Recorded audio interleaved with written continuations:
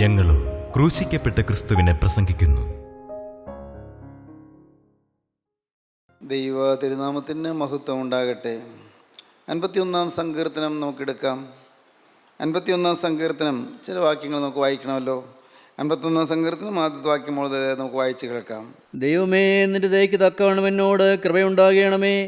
നിന്റെ കരുണയുടെ ബഹുത്വപ്രകാരം എൻ്റെ ലംഘനങ്ങളെ മായിച്ചു കളയണമേ. എൻ്റെ ലംഘനങ്ങളെ മായിച്ചു കളയണമേ. എന്നെ നന്നായി കഴുകി എൻ്റെ അകൃത്യം പോക്കേണമേ. നന്നായി കഴുകി എൻ്റെ അകൃത്യം പോക്കേണമേ. എൻ്റെ പാപം നീക്കി എന്നെ വെടിപ്പാക്കണമേ. പാപം നീക്കി എന്നെ വെടിപ്പാക്കണമേ. എൻ്റെ ലംഘനങ്ങളെ ഞാൻ അറിയുന്നു. എൻ്റെ ലംഘനങ്ങളെ ഞാൻ അറിയുന്നു. എൻ്റെ പാപം എപ്പോഴും എൻ്റെ മുമ്പിൽ ഇരിക്കുന്നു. എൻ്റെ പാപം എപ്പോഴും എൻ്റെ മുമ്പിൽ തന്നെയുണ്ട്. എൻ്റെ പാപം എപ്പോഴും എൻ്റെ മുമ്പിൽ ഇരിക്കുന്നു. ഞാൻ കണ്ണടച്ചാലും എൻ്റെ മുമ്പിൽ പാപം വന്ന് നിൽക്കുന്നു. കണ്ണ് തുറന്നാലും എൻ്റെ മുമ്പിൽ പാപം വന്ന് നിൽക്കുന്നു. ഞാൻ വിഷമിക്കുന്ന കർത്താവേ, ഞാൻ വലയുന്ന കർത്താവേ, പാപം എൻ്റെ മുമ്പിൽ വന്ന് നിൽക്കുന്നു. പാപം എന്നെ തുറിച്ചു നോക്കുന്നു. എൻ്റെ ജീവിതത്തിൽ ഒന്ന് പോയ പാപം എന്നെ അലട്ടുന്നു. എൻ്റെ ജീവിതത്തിൽ ഒന്ന് പോയ പാപം എന്നെ വല്ലാതെ വലയ്ക്കുന്നു. എൻ്റെ ജീവിതത്തിൽ സംഭവിച്ചു പോയ പാപം എൻ്റെ നേരെ കുതികാൽ ഉയർത്തുന്നു. പാപം എന്നെ വേട്ടയാടി പിടിച്ചിരിക്കുന്നു. എൻ്റെ കർത്താവേ, ഞാൻ വലയുന്നല്ലോ, ഞാൻ വിഷമിക്കുന്നല്ലോ. കർത്താവേ, ഞാൻ നിൻ്റെ കരുണയ്ക്ക് വേണ്ടി യാചിക്കുന്നു. ദൈവമേ, നിൻ്റെ കരുണയുടെ ബഹുത്വപ്രകാരം എൻ്റെ ലംഘനങ്ങളെ മായിച്ചു കളയണമേ. നിൻ്റെ ദയയ്ക്ക് തക്കവണ്ണം എന്നോട് കൃപയുണ്ടാകണമേ. എൻ്റെ ലംഘനങ്ങളെ ഞാൻ അറിയുന്നു, എൻ്റെ പാപത്തെ ഞാൻ അറിയുന്നു. പാവം എപ്പോഴും എൻ്റെ മുമ്പിലിരിക്കുന്നു. ദാവീദ് വലഞ്ഞു. ദാവീദ് പാവബോധമില്ലാതിരുന്നൊരു കാലമായിരുന്നു ആദ്യം. ബത്ശബയെ, തൻ്റെ ഭൃത്യനായ ഊരിയാവിൻ്റെ ഭാര്യയെ അവൻ വ്യഭിചാരം ചെയ്ത് കൊട്ടാരത്തിൽ വരുത്തി. അവൾ ഗർഭിണിയായി. ദാവീദിന് ആ വലിയ കുരുക്കിൽ നിന്ന് രക്ഷപ്പെടാനായി ദാവീദ് തന്ത്രങ്ങൾ മെനഞ്ഞു, കാപട്യം പൂണ്ടു. ദാവീദ് ഊരിയാവിനെ, ആ സ്ത്രീയുടെ ഭർത്താവിനെ വിളിച്ചു വരുത്തി. യുദ്ധരംഗത്ത് വളരെ ശക്തമായി യുദ്ധം ചെയ്തുകൊണ്ടിരുന്ന ആ വീര പോരാളിയെ കൊട്ടാരത്തിലേക്ക് വരുത്തി. ദാവീദ് അവനെ മദ്യപിപ്പിച്ചു. അവൻ മദ്യം കൊടുത്തു. ദാവീദ് കൂടെ ഇരുന്ന് മദ്യം കുടിച്ചു. അവനെ മദ്യപിപ്പിച്ച് ലഹരി പിടിപ്പിച്ച് വീട്ടിലേക്ക് പറഞ്ഞയക്കാൻ നോക്കി. പക്ഷേ അവൻ പോയില്ല. അവനെ അവസാനം ദാവീദ് കൊല്ലിച്ചു. ഭർത്താവ് മരിച്ച സ്ത്രീയെ വിവാഹം കഴിക്കുന്നത് പാപമല്ല എന്ന് ആരും കുറ്റം പറയില്ലല്ലോ എന്ന് ഒരു ന്യായീകരണം ദാവീദ് കണ്ടു. പാപം ചെയ്യുന്നവർക്കെല്ലാം ന്യായങ്ങളുണ്ട്. പാപം ചെയ്യുന്നവർക്കെല്ലാം ന്യായീകരണങ്ങളുണ്ട്. തക്ക ന്യായങ്ങളെല്ലാം കണ്ടുപിടിച്ചുകൊണ്ടിരിക്കും മനുഷ്യൻ. എന്തെങ്കിലുമെല്ലാം ന്യായങ്ങൾ കണ്ടുപിടിക്കും. എന്തെങ്കിലും ചില നീക്കുപോക്കുകൾ കണ്ടുപിടിക്കും. എങ്ങനെയും സ്വയം തൃപ്തിപ്പെടുത്താനും സ്വയം സമാധാനപ്പെടുത്താനും മനുഷ്യൻ ശ്രമിച്ചുകൊണ്ടിരിക്കും. തന്നെത്താനെ ഒന്ന് സാന്ത്വനപ്പെടുത്താൻ മനുഷ്യൻ ശ്രമിച്ചുകൊണ്ടിരിക്കും. ഇന്ന സാഹചര്യം കൊണ്ടല്ലേ ഞാൻ വീണുപോയത്, ഇന്ന കാര്യം കൊണ്ടല്ലേ ഞാനത് ചെയ്തു പോയത്, അല്ല എൻ്റെ ജീവിതത്തിൽ സംഭവിച്ച കാര്യത്തിന് ഇന്ന കാര്യങ്ങളുണ്ടല്ലോ, ന്യായീകരണങ്ങളുണ്ടല്ലോ. ഓരോന്ന് ന്യായീകരണങ്ങൾ കാണും. ദാവീദ് അതുകൊണ്ട് കുറ്റബോധമില്ലാതെ ന്യായം ഭാവിച്ച് നിൽക്കുകയാണ്. മനുഷ്യന് മുമ്പിൽ മര്യാദക്കാരനായി. മനുഷ്യരാരും കുറ്റം പറയില്ല. ഭർത്താവ് മരിച്ച ഒരു സ്ത്രീയെ ഭാര്യയായിട്ട് എടുത്തിരിക്കുന്നു. ആ സ്ത്രീ ഗർഭിണിയായിരിക്കുന്നു. കുഴപ്പമില്ലല്ലോ, ആർക്കും കുറ്റം പറയാൻ തോന്നുകയില്ല. പക്ഷേ എല്ലാം കാണുന്ന ഒരു ദൈവം ഉണ്ടായിരുന്നു. 2 ശമൂവേൽ 11-27 വാക്യം. എന്നാൽ ദാവീദ് ചെയ്തത് യഹോവയ്ക്ക് അനിഷ്ടമായിരുന്നു. ദാവീദ് ചെയ്തത് യഹോവയ്ക്ക് അനിഷ്ടമായിരുന്നു. മനുഷ്യരുടെ മുമ്പിൽ കുഴപ്പമില്ല, മനുഷ്യരുടെ കണ്ണിൽ പൊടിയിടാം. പക്ഷേ ദൈവം എല്ലാം കണ്ടുകൊണ്ടിരുന്നു. നിത്യനായ ദൈവത്തെ മറയ്ക്കാൻ സാധ്യമല്ല, ദൈവത്തെ ഒളിക്കാൻ സാധ്യമല്ല. അതെല്ലാം ദാവീദിന് അറിയാവുന്ന കാര്യങ്ങളാണ്. ദാവീദ് അതിനെ പാടിയിട്ടുണ്ട്. മനോഹരമായ പാട്ടുകൾ ദാവീദ് പാടിയിട്ടുണ്ട്. ദൈവത്തെ മറയ്ക്കാൻ സാധ്യമല്ല എന്ന് ദാവീദ് തന്നെ ഉച്ചരിച്ചിട്ടുണ്ട്. പക്ഷേ ഇപ്പോൾ ദാവീദ് മരവിച്ചു പോയി. ദാവീദ് പാപം ചെയ്ത് തഴമ്പിച്ചു പോയി. പാപത്തിൽ അങ്ങ് ഹൃദയം തഴമ്പിച്ചു പോയി, ഹൃദയം മരവിച്ചു പോയി. ദാവീദ് അവൻ ചെയ്തത് ദൈവം കണ്ടു, ദൈവത്തിന് അനിഷ്ടമായിരുന്നു. അതുകൊണ്ട് ദാവീദ് അറിഞ്ഞില്ല. ദാവീദിൻ്റെ പാപത്തിൻ്റെ ഗൗരവം ദാവീദ് ഗ്രഹിച്ചില്ല. പക്ഷേ ദൈവം പ്രവാചകനെ ദാവീദിൻ്റെ കൊട്ടാരത്തിലേക്ക് അയച്ചു. എന്തൊരു സ്നേഹം! ദൈവത്തിൻ്റെ അഗാധമായ സ്നേഹം. നഷ്ടപ്പെട്ടു പോയൊരു മനുഷ്യന് വേണ്ടി ദൈവം അധ്വാനിക്കുകയാണ്. വീണുപോയ മനുഷ്യനെ എഴുന്നേൽപ്പിക്കാൻ ദൈവം ശ്രമിക്കുകയാണ്. വഴിതെറ്റിപ്പോയൊരു മനുഷ്യനെ നേർവഴിക്കാക്കാൻ ദൈവം പരിശ്രമിക്കുകയാണ്. നാഥാൻ പ്രവാചകനെ ദൈവം ദാവീദിൻ്റെ കൊട്ടാരത്തിലേക്ക് അയച്ചു. അന്ന് നമുക്കറിയാമല്ലോ, പ്രവാചകന്മാരുണ്ട്, രാജാക്കന്മാരുണ്ട്, പുരോഹിതന്മാരുണ്ട്. പ്രവാചകൻ, രാജാവ്, പുരോഹിതൻ. ഇതിൽ പ്രവാചകന്മാരാണ് രാജാക്കന്മാർക്ക് ആവശ്യമുള്ള സ്വർഗീയ നിർദ്ദേശങ്ങൾ കൊടുത്തുകൊണ്ടിരുന്നത്. പുരോഹിതന്മാർ ആരാധന നടത്തുന്നവരാണ്, രാജാക്കന്മാർ ഭരിക്കുന്നവരാണ്. എന്നാൽ രാജാവിന് ആവശ്യമുള്ള ആത്മീയ പ്രബോധനങ്ങൾ കൊടുക്കുന്നവരാണ് പ്രവാചകന്മാർ. അന്നത്തെ ഭരണകർത്താക്കൾ പ്രവാചകന്മാർ പറയുന്ന വാക്കിൽ നിന്ന് അങ്ങോട്ടും ഇങ്ങോട്ടും മാറുകയില്ല. ദാവീദ് രാജാവിൻ്റെ കൊട്ടാരത്തിലേക്ക് നാഥാൻ പ്രവാചകൻ കടന്നു ചെന്നു. ദാവീദ് സിംഹാസനത്തിൽ ഇരിക്കുകയാണ്. പ്രവാചകൻ കണ്ടപ്പോൾ ദാവീദ് എഴുന്നേറ്റു. പ്രവാചകനോട് ഇരിക്കാൻ പറഞ്ഞു. പ്രവാചകൻ ഇരുന്നില്ല. പ്രവാചകൻ പറഞ്ഞു, ഒരു സംഭവം അറിയിക്കാനാണ് വന്നത്. നമ്മുടെ നാട്ടിലുണ്ടായ ഒരു സംഭവം അറിയിക്കാനാണ് വന്നത്. അയ്യോ, എന്താണാവോ? നമ്മുടെ നാട്ടിൽ ഒരു ധനികനായ മനുഷ്യനുണ്ട്, അടുത്ത് തന്നെ ദരിദ്രനായ ഒരു മനുഷ്യനുമുണ്ട്. ധനവാനായ മനുഷ്യൻ, അവന് ധാരാളം ആടുമാടുകളുണ്ട്, നല്ല കൊഴുത്ത ആടുകൾ. എന്നാൽ ദരിദ്രനായ മനുഷ്യന് ഒരു കൊച്ചു പെൺകുഞ്ഞാട് മാത്രമേ ഉള്ളൂ. ആ ദരിദ്രനായ മനുഷ്യൻ അതിനെ അവൻ്റെ കൂടെ കിടത്തും, അവൻ്റെ ആഹാരത്തിൻ്റെ ഒരു ഭാഗം കൊടുക്കും. അവൻ ഓമനിച്ച് താലോലിച്ച് വളർത്തുന്ന ഒരു കുഞ്ഞാടാണ്. ആ പെൺകുഞ്ഞാട് ആ ദരിദ്രനായ മനുഷ്യൻ്റെ ജീവനാണ്, സ്വത്താണ്. ആ ആട് അവന് എപ്പോഴും ആശ്വാസം, സമാധാനം കൊടുക്കുന്ന ഒരു ജീവിയാണ്. എന്നാൽ ആ ധനവാനായ മനുഷ്യൻ്റെ വീട്ടിൽ ഒരു ദിവസം ഒരു അതിഥി വന്നു, ഒരു വിരുന്നുകാരൻ വന്നു. അതിഥിയെ സൽക്കരിക്കാൻ വിരുന്നൊരുക്കണമല്ലോ. അതിന് മാംസം പാകം ചെയ്യാൻ ഒരു ആട്ടിൻകുട്ടിയെ കൊല്ലാമെന്ന് വിചാരിച്ചു. സ്വന്തം തൊഴുത്തിൽ ധാരാളം ആടുമാടുകളുണ്ട്, നല്ല ഉരത്ത ആടുകളുണ്ട്. ഒന്നിനെയും ആ ധനികൻ പിടിച്ചില്ല. സ്വന്തം ആടിനെയും ഒന്നിനെയും പിടിക്കാതെ ആ പാവപ്പെട്ട ദരിദ്രൻ്റെ കൂടെ കിടന്നുറങ്ങുന്ന പാവം കുഞ്ഞാടിനെ പിടിച്ചുകൊണ്ട് വന്ന് ആ കുഞ്ഞാടിനെ അറുത്ത് പാകം ചെയ്തു. ദാവീദ് സിംഹാസനം ചാടി എഴുന്നേറ്റു. ദാവീദിന് കോപം ജ്വലിച്ചു. എന്ത്, എൻ്റെ ഈ നാട്ടിലോ, ഈ ദാവീദ് ഭരിക്കുന്ന നാട്ടിലോ, ഞാൻ ഭരിക്കുന്ന എൻ്റെ നാട്ടിലോ ഈ അനീതി? അത് ഞാൻ സമ്മതിക്കുകയില്ല. അവൻ മരണയോഗ്യൻ. അവൻ ആരായാലും ശരി, എത്ര ധനികനായാലും ശരി, അവൻ മരണയോഗ്യൻ. ദാവീദ് വിധി കൽപ്പിച്ചു കഴിഞ്ഞു. ഉടനെ നാഥാൻ പ്രവാചകൻ ദാവീദിന് നേരെ വിരൽ ചൂണ്ടി, ആ മനുഷ്യൻ നീ തന്നെ. വായിക്കാം, 12-ാം അധ്യായം 1-ാം വാക്യത്തിൽ വായിക്കാം, ശ്രദ്ധിച്ച് കേൾക്കുക. അനന്തരം യഹോവ നാഥാനെ ദാവീദിൻ്റെ അടുക്കൽ അയച്ചു. അവൻ അവൻ്റെ അടുക്കൽ ചെന്ന് അവനോട് പറഞ്ഞത്, ഒരു പട്ടണത്തിൽ 2 പുരുഷന്മാരുണ്ടായിരുന്നു. ഒരുത്തൻ ധനവാൻ, മറ്റവൻ ദരിദ്രൻ. ധനവാന് ആടുമാടുകൾ അനവധി ഉണ്ടായിരുന്നു. ദരിദ്രനോ താൻ വിലയ്ക്ക് വാങ്ങി വളർത്തിയ ഒരു പെൺകുഞ്ഞാടല്ലാതെ ഒന്നുമില്ലായിരുന്നു. അത് അവൻ്റെ അടുക്കലും അവൻ്റെ മക്കളുടെ അടുക്കലും വളർന്നു വന്നു. അത് അവൻ തിന്നുന്നതിൽ ഓഹരി തിന്നുകയും അവൻ കുടിക്കുന്നതിൽ ഓഹരി കുടിക്കുകയും അവൻ്റെ മടിയിൽ കിടക്കുകയും ചെയ്തു. അവന് ഒരു മകളെപ്പോലെയുമായിരുന്നു. ധനവാൻ്റെ അടുക്കൽ ഒരു വഴിയാത്രക്കാരൻ വന്നു.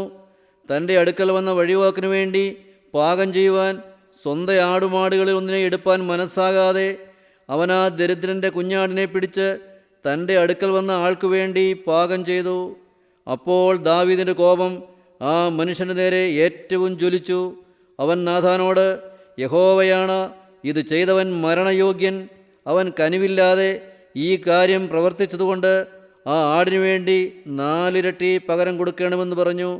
നാഥാൻ ദാവീദിനോട് പറഞ്ഞത്, ആ മനുഷ്യൻ നീ തന്നെ. ആ മനുഷ്യൻ നീ തന്നെ. നാഥാൻ യാതൊരു സംശയവുമില്ലാതെ, ഒരു ഭയവുമില്ലാതെ രാജാവിന് നേരെ വിരൽ ചൂണ്ടി, ആ മനുഷ്യൻ നീ തന്നെ. നീയാണ് പാവം പെൺകുഞ്ഞാടിനെ കൊന്ന് അതിഥിയെ സൽക്കരിച്ചവൻ. നീയാണ് വിരുന്ന് ആഘോഷിച്ചവൻ. നീയാണ് സുഖിച്ച് പൊളച്ചവൻ. ആ മനുഷ്യൻ നീ തന്നെ. അന്യൻ്റെ ചെലവിൽ അന്യൻ്റെ സ്വത്ത് അപഹരിച്ചെടുത്ത്, അന്യൻ്റെ ഭാര്യയെ അപഹരിച്ചെടുത്ത് ആ ദുഷ്ടതയും നീചമായ കാര്യവും പ്രവർത്തിച്ച ആ ദുഷ്ടൻ നീ തന്നെ. ദൈവത്തിൻ്റെ പ്രവാചകൻ മുഖം നോക്കിയില്ല. ദൈവത്തിൻ്റെ വചനം ലഭിച്ച പ്രവാചകൻ മുഖം നോക്കിയില്ല. രാജാവാണ് എന്ന് ചിന്തിച്ചില്ല. രാജാവിനോട് ഇത് പറയാമോ എന്ന് ആലോചിച്ചില്ല. ദൈവത്തിൻ്റെ വചനം അക്ഷരമൃതി തെറ്റാതെ അതേപടി നാഥാൻ പ്രവാചകൻ രാജാവിന് കൊടുത്തു. നാഥാൻ പറഞ്ഞു, അടുത്ത വാക്യം പറയുമ്പോൾ ദാവീദിന് ഹൃദയത്തെ തൊടുന്ന വാക്കുകളാണ് പറയുന്നത്. വായിക്കാം. ഇസ്രായേലിൻ്റെ ദൈവമായ യഹോവ ഇപ്രകാരം അരുളി ചെയ്യുന്നു. ഞാനല്ല പറയുന്നത്, ദൈവം ഇപ്രകാരം അരുളി ചെയ്യുന്നു. ഇസ്രായേലിൻ്റെ ദൈവമായ യഹോവ ഇപ്രകാരം അരുളി ചെയ്യുന്നു.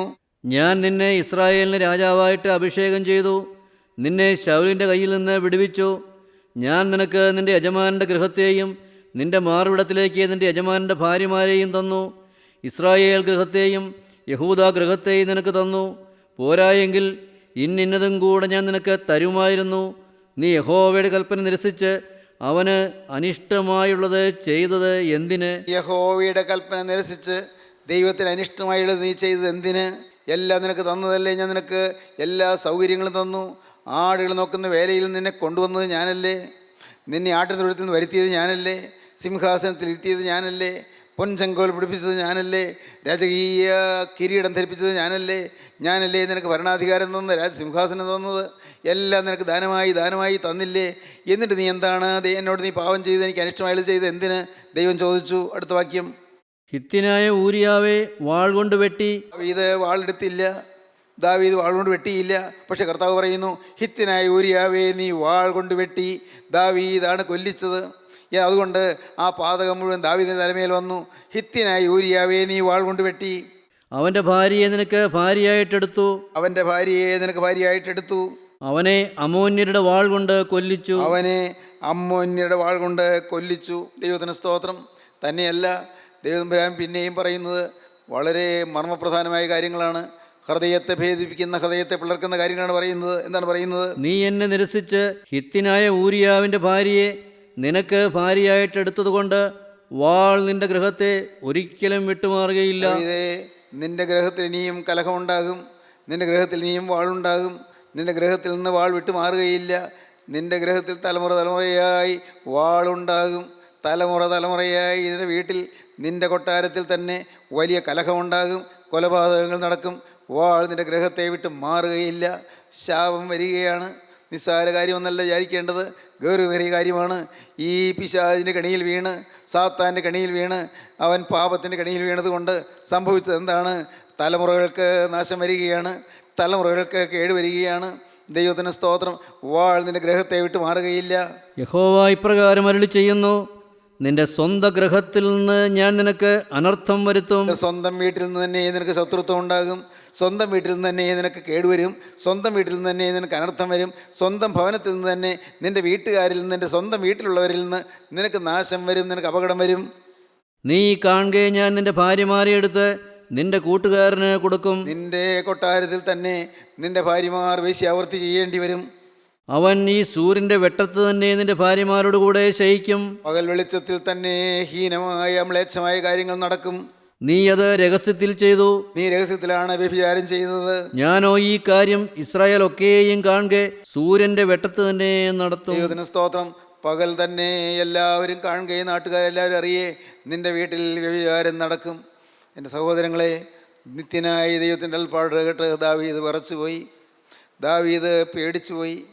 കെണിയിൽ വീണുപോയല്ലോ കർത്താവേ, അപകടത്തിൽ വീണുപോയല്ലോ കർത്താവേ. ഒരു നിമിഷ നേരത്തെ രസത്തിന് വേണ്ടി, ഒരല്പനേരത്തെ സുഖത്തിന് വേണ്ടി, ക്ഷണികമായ സന്തോഷത്തിന് വേണ്ടി എൻ്റെ ദൈവമേ, ഞാൻ നിത്യമായി സൗഭാഗ്യം കളഞ്ഞല്ലോ.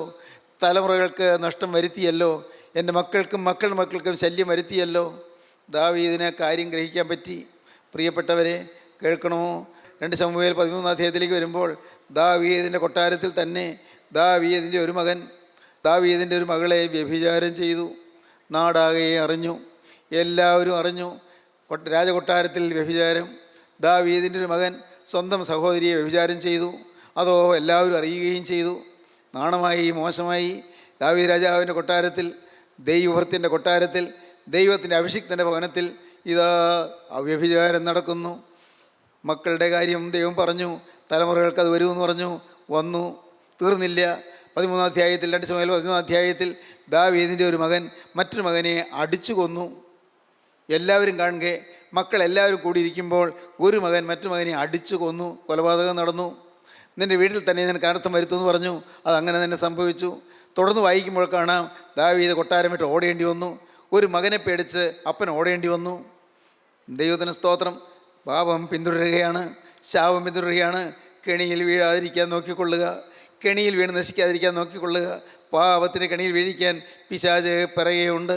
ദൈവമക്കളെ, അല്പം നേരത്തെ ഒരു സുഖമായിരിക്കാം, ക്ഷണികമായൊരു സൗഭാഗ്യമായിരിക്കാം, അല്പം പൈസയുടെ ലാഭമായിരിക്കാം, അല്പം ശാരീരിക ഇമ്പമായിരിക്കാം, അല്പം വെറുക്കൂത്തിൻ്റെ സുഖമായിരിക്കാം, അല്പം കൂട്ടുകെട്ടിൻ്റെ മാധുര്യമായിരിക്കാം.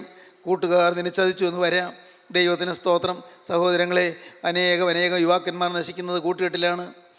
നല്ല ഓജസ്സുള്ള ചെറുപ്പക്കാർ, നല്ല ആരോഗ്യമുള്ള യുവാക്കന്മാർ, നല്ല സുന്ദരന്മാരായ യുവാക്കന്മാർ, നല്ല ബുദ്ധിശാലികളായ യുവാക്കന്മാർ നശിക്കുന്നത് കൂട്ടുകെട്ടിൽപ്പെട്ടാണ്.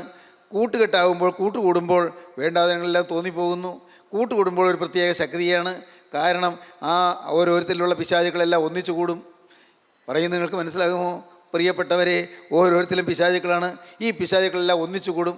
അവരൊരുമിച്ച് കൂടുമ്പോൾ ശക്തി വലുതാണ്. ഭയങ്കരന്മാരായ പിശാചുക്കളാണ്. അനേകം ദുഷ്ടാത്മാക്കൾ അവർ ആ കൂട്ടത്തിലേക്ക് വന്ന് ഓരോരുത്തരെയും വഴിതെറ്റിക്കും. ചിലരെ ആത്മഹത്യയിലേക്ക് കൊണ്ടുപോയിന്ന് വരും, ചിലരെ കൊലപാതകത്തിലേക്ക് കൊണ്ടുപോയിന്ന് വരും, ചിലരെ കഞ്ചാവിൻ്റെയും മയക്കുമരുന്നിൻ്റെ അടിമയാക്കിയെന്ന് വരും, ചിലരെ റാഗിങ് കേസിൽ പെടുത്തി അവരെ ജയിലിലടച്ചു എന്ന് വരും, ചിലർ ജീവിതത്തിൽ വിരസമായി ആയുസ് പാഴാക്കിയെന്ന് വരും, അവരുടെ ഭാവി മുടിഞ്ഞു പോയി എന്ന് വരും, പഠിത്തം മുടങ്ങിപ്പോയി എന്ന് വരും, പഠിക്കാൻ പറ്റാതെ പോയി എന്ന് വരും. അവരുടെ ഭാവി പിന്നീട് ഒരു കാലത്ത് ആലോചിക്കുക, അയ്യോ നഷ്ടപ്പെട്ടു പോയല്ലോ എന്ന് പറഞ്ഞാൽ ഫലമില്ലല്ലോ, അയ്യോ കളഞ്ഞു പോയല്ലോ എന്ന് പറഞ്ഞാൽ ഫലമില്ലല്ലോ. അനേക യുവാക്കന്മാർ നിരാശയിലായി പോകുന്നു, അനേക യുവതികൾ നിരാശയിലായി പോകുന്നു. സഹോദരങ്ങളെ, ഓർക്കൂ, കെണിയിൽ വീഴരുത്, പിശാച് ഒരുക്കുന്ന കെണിയിൽ വീഴരുത്. ദാവീദ് കെണിയിൽ വീണു. ദൈവത്തിന് സ്തോത്രം. അപ്പോൾ ദാവീദ് ഇരുന്ന് പ്രാർത്ഥിച്ചു. ദാവീദിൻ്റെ പ്രാർത്ഥന അതാണ് 51-ാം സങ്കീർത്തനം. 51-ാം സങ്കീർത്തനത്തിൻ്റെ ഹെഡിങ് ഒന്ന് വായിക്കൂ.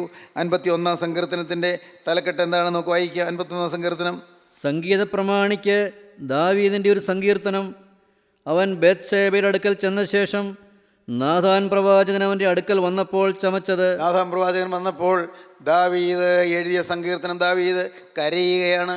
എന്താണ് കരയുന്നത്? വായിക്കാം. ദൈവമേ, നിന്റെ ദയയ്ക്ക് തക്കവണ്ണം എന്നോട് കൃപയുണ്ടാകണമേ. എൻ്റെ ദയയ്ക്ക് തക്കവണ്ണം എന്നോട് കൃപയുണ്ടാകണമേ. നിന്റെ കരുണയുടെ ബഹുത്വപ്രകാരം എൻ്റെ ലംഘനങ്ങളെ മായ്ച്ചു കളയണമേ. എൻ്റെ ബഹുത്വപ്രകാരം എൻ്റെ ലംഘനങ്ങളെ മായ്ച്ചു കളയണമേ. എന്നെ നന്നായി കഴുകി എൻ്റെ അകൃത്യം പോക്കണമേ. നന്നായി കഴുകി എൻ്റെ അകൃത്യം പോക്കണമേ. എൻ്റെ പാപം നീക്കി എന്നെ വെടിപ്പാക്കണമേ. പാപം നീക്കി എന്നെ വെടിപ്പാക്കണമേ. എൻ്റെ ലംഘനങ്ങളെ ഞാൻ അറിയുന്നു. എൻ്റെ ലംഘനങ്ങളെ ഞാൻ അറിയുന്നു. എൻ്റെ പാപം എപ്പോഴും എൻ്റെ മുമ്പിലിരിക്കുന്നു. പാപം എപ്പോഴും എൻ്റെ മുമ്പിലിരിക്കുന്നു. നിന്നോട് തന്നെ ഞാൻ പാപം ചെയ്തു. കർത്താവേ, ഞാൻ നിന്നോട് തന്നെ ഞാൻ പാപം ചെയ്തു. നിനക്ക് അനിഷ്ടമായുള്ളത് ഞാൻ ചെയ്തിരിക്കുന്നു. ഇപ്പോൾ എനിക്ക് മനസ്സിലായി, നിനക്ക് അനിഷ്ടമായുള്ളത് ഞാൻ ചെയ്തു പോയിരിക്കും. ദാവീദിരുന്ന് അനുദപിക്കാൻ തുടങ്ങി. അനുതാപത്തിന് കണ്ണീരൊഴുക്കി. അതിനെക്കുറിച്ച് 6-ാം സങ്കീർത്തനത്തിൽ പറയും, അനുതാപത്തിന് കണ്ണീരൊഴുക്കി. നമുക്ക് വായിക്കാം. അനുതാപത്തിന് കണ്ണീരൊഴുക്കിക്കൊണ്ട് ദാവീദ് പാടുകയാണ്. 6-ാം സങ്കീർത്തനം 6-ാം വാക്യം. എൻ്റെ ഞരക്കം കൊണ്ട് ഞാൻ തകർന്നിരിക്കുന്നു. രാത്രി മുഴുവനും എൻ്റെ കിടക്കയെ ഒഴുക്കുന്നു. കണ്ണുനീർ കൊണ്ട് ഞാൻ എൻ്റെ കട്ടിലിനെ നനയ്ക്കുന്നു. രാത്രി മുഴുവൻ ഉറക്കളച്ചിരുന്ന് കരയുകയാണ്. രാത്രി മുഴുവൻ അയ്യോ തെറ്റുപറ്റി പോയല്ലോ കർത്താവേ, ഒരു നിമിഷ നേരത്തെ സുഖത്തിന് വേണ്ടി നിത്യസൗഭാഗ്യം നഷ്ടപ്പെടുത്തി പോയല്ലോ കർത്താവേ, എൻ്റെ മക്കൾക്കും മക്കളുടെ മക്കൾക്കും നഷ്ടം വരുത്തി പോയല്ലോ കർത്താവേ. ദാവീദിരുന്ന് കരയുകയാണ്. രാത്രി മുഴുവൻ എൻ്റെ കിടക്കയെ ഒഴുക്കുന്നു. കണ്ണുനീർ കൊണ്ട് ഞാൻ എൻ്റെ കട്ടിലിനെ നനയ്ക്കുന്നു.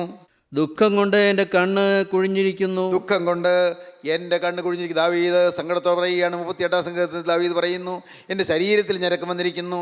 പാപം മൂലം എൻ്റെ ശരീരത്തിൽ രോഗം വന്നിരിക്കുന്നു. എൻ്റെ അസ്ഥികൾ വേദനിച്ചു പൊളയുന്നു. അസ്ഥിക്കുള്ളിൽ വേദന പൊങ്ങി വരുന്നു. അസ്ഥികൾ ഞരങ്ങുന്നു. എൻ്റെ കർത്താവേ, എൻ്റെ കണ്ണിൻ്റെ കാഴ്ച മങ്ങിപ്പോയിരിക്കുന്നു. ഞാൻ എൻ്റെ ഞരക്കം നിമിത്തം ഞാൻ അലറുകയാണ്, നിലവിളിക്കുകയാണ്. 38-ാം സങ്കീർത്തനം 4-ാം വാക്യം മുതൽ. എൻ്റെ അകൃത്യങ്ങൾ എൻ്റെ തലയ്ക്ക് മീതെ കവിഞ്ഞിരിക്കുന്നു. അകൃത്യങ്ങൾ എൻ്റെ തലയ്ക്ക് മീതെ കവിഞ്ഞിരിക്കുന്നു. അകൃത്യം കൂമ്പാരമായി കൂടിയിരിക്കുന്നു.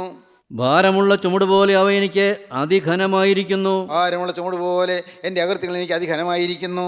എൻ്റെ ഭോഷത്വം ഹേതുവായി എൻ്റെ വ്രണങ്ങൾ ചീഞ്ഞു നാറുന്നു. എൻ്റെ ശരീരത്തിൽ വ്രണം വന്നിരിക്കുന്നല്ലോ കർത്താവേ, ചീഞ്ഞ് നാറുന്ന വ്രണങ്ങൾ എനിക്ക് വന്നിരിക്കുന്നല്ലോ. ഞാൻ കുനിഞ്ഞ് ഏറ്റവും കൂനിയിരിക്കുന്നു. ഈ കൂന് ബാധിച്ചു. ഞാൻ കുനിഞ്ഞ് ഏറ്റവും കൂനിയിരിക്കുന്ന എനിക്ക് നിവരാൻ കഴിവില്ലല്ലോ. ഞാൻ ഇടപെടാതെ ദുഃഖിച്ചു നടക്കുന്നു. ഇവിടെ ഞാൻ ദുഃഖിച്ച് നടക്കുന്നു. എൻ്റെ അരയിൽ വരൾച്ച നിറഞ്ഞിരിക്കുന്നു. എൻ്റെ അരയിൽ വരൾച്ച നിറഞ്ഞിരിക്കുന്നു. എൻ്റെ ദേഹത്തിൽ സൗഖ്യമില്ല. എൻ്റെ ദേഹത്തിൽ സൗഖ്യമില്ല. ഞാൻ ക്ഷീണിച്ച് അത്യന്തം തകർന്നിരിക്കുന്നു. അത്യന്തം തകർന്നിരിക്കുന്നു. എൻ്റെ ഹൃദയത്തിലെ ഞരക്കം നിമിത്തം ഞാൻ അലറുന്നു. ഹൃദയത്തിന്റെ ഞരക്ക നിമിത്തം ഞാൻ അലറുന്നു. 10-ാം വാക്യം. എൻ്റെ ഹൃദയത്തിന്റെ ഞരക്ക നിമിത്തം ഞാൻ അലറുന്നു. എൻ്റെ നെഞ്ചിടിക്കുന്നു. എൻ്റെ നെഞ്ചിടിക്കുന്നു. ഞാൻ വശം കെട്ടിരിക്കുന്നു. എൻ്റെ കണ്ണിൻ്റെ വെളിച്ചവും എനിക്ക് ഇല്ലാതെയായി. വെളിച്ചം എനിക്ക് ഇല്ലാതെയായി. എൻ്റെ സ്നേഹിതന്മാരും കൂട്ടുകാരും എൻ്റെ ബാധ കണ്ട് മാറി നിൽക്കുന്നു. സ്നേഹിതന്മാരും കൂട്ടുകാരും എൻ്റെ ബാധ കണ്ട് മാറി നിൽക്കുന്നു. എൻ്റെ ചാർച്ചക്കാരും അകന്നു നിൽക്കുന്നു. ചാർച്ചക്കാരും അകന്ന് ദാവീദ് കരയുകയാണ്. ചാർച്ചക്കാരും അകന്നു നിൽക്കുന്നു. ദാവീദ് ഏങ്കലടിക്കുകയാണ്. എല്ലാം പോയല്ലോ കർത്താവേ, എല്ലാ സഹായങ്ങളും പോയി, എല്ലാ സ്നേഹിതന്മാരും പോയി, എല്ലാവരും എൻ്റെ ബാധ കണ്ട് മാറി നിൽക്കുന്നു.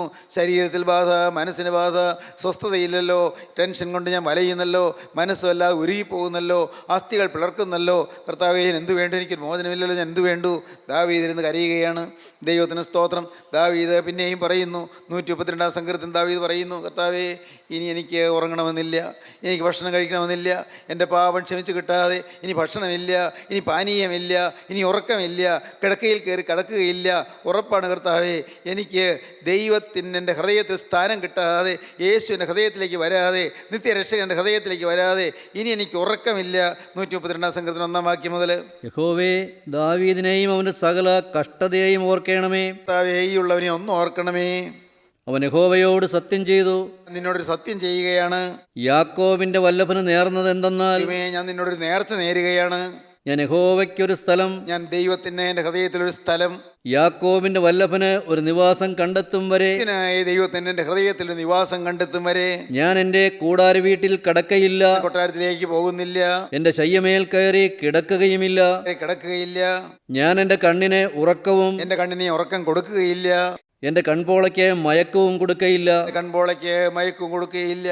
ദാവീദ് പറയുകയാണ്, ഇനി എനിക്ക് സ്വസ്ഥതയില്ല, എൻ്റെ പാവം ക്ഷമിച്ച് കിട്ടാതെ ഇനി എനിക്ക് ഉറക്കമില്ല, പാവം ക്ഷമിച്ച് കിട്ടാതെ ഇനി എനിക്ക് ഭക്ഷണമില്ല, പാവം ക്ഷമിച്ച് കിട്ടാതെ ഇനി എനിക്ക് വിശ്രമമില്ല. കർത്താവേ, ഞാനിതാ കിടക്കയെ കണ്ണീരുകൊണ്ട് കഴുകുന്നു, കിടക്കയിൽ കണ്ണീര് ഒലിക്കുന്നു. എൻ്റെ കർത്താവിന് സ്തോത്രം. കിടക്കയിൽ കണ്ണീര് ഒലിച്ചൊലിച്ചിറങ്ങുന്നു. ദൈവത്തിൻ്റെ വലിയ നാമം മഹത്വപ്പെടട്ടെ. ദാവീദ് കരയുകയാണ്. ദൈവത്തിന് സ്തോത്രം. സ്നേഹിതരെ, നിങ്ങളുടെ ജീവിതത്തിൽ കെണിയിൽ വീണവരാരെല്ലാം ഉണ്ട്, പാപത്തിൻ്റെ കെണിയിൽ വീണവരാരെല്ലാം ഉണ്ട്. ദൈവത്തിന് സ്തോത്രം. നിങ്ങൾ ദയവായി ചിന്തിക്കൂ. ഞാൻ വളരെ എളിമയോടെ നിങ്ങളോടൊരു വാക്ക് പറയാം. നിങ്ങളുടെ ജീവിതത്തിൽ ഏതെല്ലാം കെണിയിൽ വേണമെങ്കിലും, ഏതെല്ലാം പാപത്തിൻ്റെ കെണിയിൽ പെട്ടുപോയെങ്കിലും, പൈശാചികൻ്റെ വലയിൽ കുടുങ്ങിപ്പോയെങ്കിലും രക്ഷപ്പെടാനൊരു വഴിയുണ്ട്. ദൈവത്തിന് സ്തോത്രം. കെണിയെല്ലാം അഴിഞ്ഞു കിട്ടാനൊരു വഴിയുണ്ട്. അത് ഗോകുൽത്തായിൽ തുറന്ന ആ ജീവനുള്ള ക്രിസ്തുവിൻ്റെ തിരുവിലാവാണ്. ആ തിരുവിലാവിൽ കൂടി ഒരു പുതിയ പാത തുറന്നിട്ടുണ്ട്. ഒരു പുതിയ പാത, ഒരു പുതിയ വഴി. ഏത് ഹീനപാതകം വന്നുവോ ദൈവമക്കളെ, നിങ്ങൾ സംശയിക്കേണ്ട. ഏത് മഹാപാതകം വന്നുവോ എല്ലാം ക്ഷമിക്കാൻ യേശുക്രിസ്തുവിൻ്റെ തിരുരക്തമുണ്ട്. എല്ലാം കഴുകാൻ യേശുവിൻ്റെ പുണ്യാഹ രക്തമുണ്ട്. ആ ജീവനുള്ള ക്രിസ്തുവിൻ്റെ രക്തം ഇന്ന് നിങ്ങൾക്ക് പാപക്ഷമ തരും. വേണമോ നിങ്ങൾക്ക് ദാവീദിനെ പോലെ ദാഹത്തോടെ പ്രാർത്ഥിക്കാൻ പറ്റുമോ? വന്നുപോയ പാപങ്ങൾ, വന്നുപോയ അലസതകൾ, വന്നുപോയ അവിവേകങ്ങൾ, വന്നുപോയ അഹങ്കാരങ്ങൾ, വന്നുപോയ എല്ലാ തിന്മകളും എല്ലാം ദൈവത്തോട് നിങ്ങൾക്ക് ഏറ്റുപറയാൻ തോന്നുന്നുണ്ടോ? നിങ്ങളുടെ അഹങ്കാര മനസ്സ്, നിങ്ങളുടെ ഹൃദയത്തിൻ്റെ ദുഷ്ടത എല്ലാം ഏറ്റുപറയാൻ നിങ്ങൾക്ക് തോന്നുന്നുണ്ടോ? എല്ലാം തുറന്ന് കളയുക, എല്ലാം ഏറ്റുപറയുക, എല്ലാം ഏറ്റുപറഞ്ഞ് ഉപേക്ഷിക്കുക. ഇനി ഇല്ല കർത്താവേ എന്ന് കർത്താവോട് വാക്ക് പറയുക, അനുതപിക്കുക. ഹൃദയം തകർന്ന് കരഞ്ഞാൽ കർത്താവ് മുറികെട്ടിത്തരും. ഹൃദയം തകർന്ന് നിങ്ങൾ നിലവിളിക്കുക. തകർന്ന് നുറുങ്ങിയതുമായ ഹൃദയത്തെ ദൈവമേ നീ നിരസിക്കുകയില്ല. എൻ്റെ പ്രിയപ്പെട്ടവരെ, തകർന്ന ഹൃദയത്തോടെ കരയുക. കെണിയിൽ വീണെങ്കിലും രക്ഷപ്പെടാൻ ഒരു വഴിയുണ്ട്, രക്ഷപ്പെടുത്താൻ ഒരു നാഥനുണ്ട്, രക്ഷയ്ക്ക് ഒരു പോംവഴിയുണ്ട്, കഴുകൽ കിട്ടാനുള്ള ഒരു സാധ്യതയുണ്ട്. ഇന്ന് ഇത് കേട്ടുകൊണ്ടിരിക്കുമ്പോൾ തന്നെ എൻ്റെ സഹോദരങ്ങളെ, നിങ്ങൾ കഴുകലിന് വേണ്ടി യാചിപ്പീൻ. അന്ധകാര ശക്തി നിങ്ങളെ ഇനിയും കുരുക്കലാക്കുന്നതിന് മുൻപ്, ഇനിയും നരക തീയിലേക്ക് കൊണ്ടുപോകുന്നതിന് മുൻപ്, നരക ഭീകരതയിലേക്ക് നിങ്ങൾ നയിക്കുന്നതിന് മുൻപ്, ഇന്ന് നിങ്ങളിത് കേട്ടുകൊണ്ടിരിക്കുമ്പോൾ നിങ്ങൾ താഴുക, നിങ്ങൾ സമർപ്പിക്കുക, നിങ്ങൾ അനുദപിക്കുക, നിങ്ങൾ പശ്ചാത്തപിക്കുക, നിങ്ങൾ കരയുക. നാഥാ, എന്നോട് ക്ഷമിക്കണമേ, കർത്താവേ എന്നോട് പൊറുക്കണമേ. ഗോകുൽത്തായിൽ ചിന്തിയ രക്തം, ദൈവത്തിന് സ്തോത്രം. ഗോകുൽത്തായിൽ ചിന്തിയ തിരുരക്തം, പാപിയുടെ വീണ്ടെടുപ്പിന് വേണ്ടി ഗോകുൽത്തായിൽ തുറന്ന് തിരുവിലാവിൽ നിന്നൊഴുകിയ തിരുരക്തം ഇന്ന് ഇത് കേട്ടുകൊണ്ടിരിക്കുമ്പോൾ നിങ്ങളുടെ മേൽ തളിക്കാൻ കർത്താവിന് മനസ്സാണ്. നിങ്ങളിത് കേട്ടുകൊണ്ടിരിക്കുമ്പോൾ പുതിയ തീരുമാനങ്ങൾ എടുക്കുമെങ്കിൽ, ഇന്ന് നിങ്ങൾ കർത്താവിനോട് വാക്ക് പറയുമെങ്കിൽ, വന്നുപോയല്ലോ കർത്താവേ, ഇനിയില്ല, വന്നത് എനിക്ക് ഒന്നും ചെയ്യാൻ കഴിയില്ലല്ലോ, എല്ലാം സംഭവിച്ചു പോയല്ലോ, നാഥാ നീ എന്നോട് ക്ഷമിക്കുകയല്ല, ഞാൻ എന്ത് ചെയ്യും? നിങ്ങളിപ്പോൾ ദൈവത്തോട് പറയുമെങ്കിൽ യേശു ക്രിസ്തുവിൻ്റെ അരിമകരങ്ങൾ നിങ്ങളുടെ മേൽ വരും. യേശു ക്രിസ്തുവിൻ്റെ തിരുരക്തം നിങ്ങളുടെ മേൽ തളിക്കും. യേശു ക്രിസ്തുവിൻ്റെ രക്തത്താൽ നിങ്ങളുടെ പാപക്കറകൾ കഴുകും. കഴിഞ്ഞകാല ജീവിതത്തിലെ പാപങ്ങളെല്ലാം കഴുകിത്തരുന്ന തിരുരക്തം. ഹല്ലേലൂയ. കഴിഞ്ഞകാല ജീവിതത്തിലെ തിന്മകളെല്ലാം മുഴുവനായി കഴുകി മാറ്റുന്ന തിരുരക്തം ഇപ്പോൾ നിങ്ങളെ കഴുകും, നിങ്ങളെ അനുഗ്രഹിക്കും, നിങ്ങൾക്ക് പുതിയ ജീവിതം തരും, പുതിയ പ്രകാശം തരും, പുതിയ പ്രത്യാശ തരും, പുതിയ സമാധാനം തരും, പുതിയ ചൈതന്യം നിങ്ങൾക്ക് തരും. നിങ്ങളെ പുതിയ പാതയിലൂടെ ദൈവം നടത്തും. നിങ്ങളുടെ കരുത്തിൽ കർത്താവ് കയറി പിടിക്കും, നിങ്ങളെ യഥാസ്ഥാനപ്പെടുത്തും, കൃപയിൽ നിങ്ങളെ യഥാസ്ഥാനപ്പെടുത്തും. യേശുക്രിസ്തുവിൻ്റെ ജീവൻ നിങ്ങളുടെ മേൽ പകരും. ആത്മാവിൻ്റെ ജീവൻ പ്രാപിച്ചുകൊണ്ട്, പുതിയ ശക്തി പ്രാപിച്ചുകൊണ്ട് നിങ്ങൾ ദൈവത്തെ സ്തുതിക്കും. Hallelujah, hallelujah. ദൈവത്തെ നിങ്ങൾ മഹത്വപ്പെടുത്തും. ഹല്ലേലൂയ. ദൈവത്തിന് നിങ്ങൾ സ്തുതി കരയേറ്റും. ഹല്ലേലൂയ. നിങ്ങൾ സ്തുതിയും ഹല്ലേലൂയയും കർത്താവെ നിർത്തരുതേ, നിങ്ങൾ പാടും. ഹല്ലേലൂയ. നിങ്ങളെ തന്നെ കർത്താവിൻ്റെ കരങ്ങളിലേക്ക് ഇപ്പോൾ കൊടുക്കുക. യേശുവിനോട് പറയും, യേശുവേ വന്നതെല്ലാം ക്ഷമിക്കണമേ. ഇന്നു മുതൽ പുതിയ ജീവിതം നാഥ, ഇന്നു മുതൽ പുതിയ ജീവിതം ഞാൻ തീരുമാനിക്കുന്നു, എന്നെ രക്ഷിക്കണമേ എന്നൊക്കെ സമർപ്പിക്കാം. കരുണയുള്ള കർത്താവേ, നിൻ്റെ ഈ മക്കളോടും സംസാരിച്ചതിനായി സ്തോത്രം. ഈ മക്കളെ തൊട്ടതിനായി സ്തോത്രം.